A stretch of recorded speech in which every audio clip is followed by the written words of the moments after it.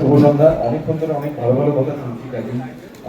সবার আগে সকলকে ধন্যবাদ এবং সকলকে হাইফাই। কারণ ন্যাশনাল অ্যাওয়ার্ড আমার মনে হয় যে আমাদের দেশের সব থেকে গুরুত্বপূর্ণ একটি পুরস্কার, এবং সেই পুরস্কারে ভূষিত হয়েছে দীপ্তি। সেটা আমাদের সকলের কাছে খুব আনন্দের খবর, গর্বের খবর।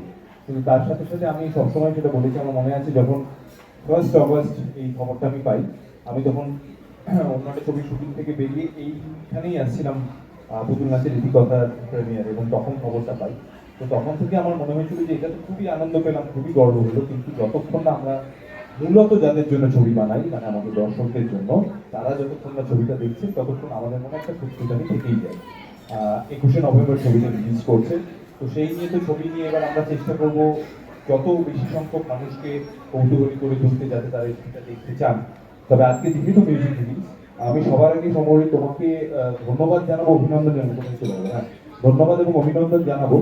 কারণ দেখবেন এখন না আমাদের বিভিন্ন বিষয়, সেটা সিনেমা হতে পারে, যেহেতু আমি মূলত সিনেমার মানুষ, কাজে আমি আমার বিষয়ে সীমাবদ্ধ হয়ে পড়ি।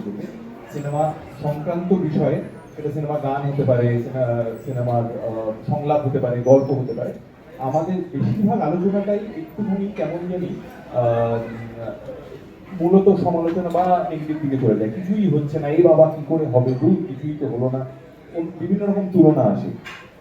আমি শুধু এটুকুই বলতে চাই যে ডিসব্রিজের মধ্যে একটা সিনেমা, এবং সেই সিনেমায় যে গানগুলো আমরা শুনবো, আমরা একটা গান শুনেছি, দেখেছি, বাকি দুটো গান ওরা কিছুটা করে গেছে, এবং গত পরশু থেকে বোধ গত পরশু থেকে মোটামুটি অ্যাভেলেবেল আছে, মানে আমরা যারা যদি কেউ শুনতে চায় গানটা শুনতে পাবে।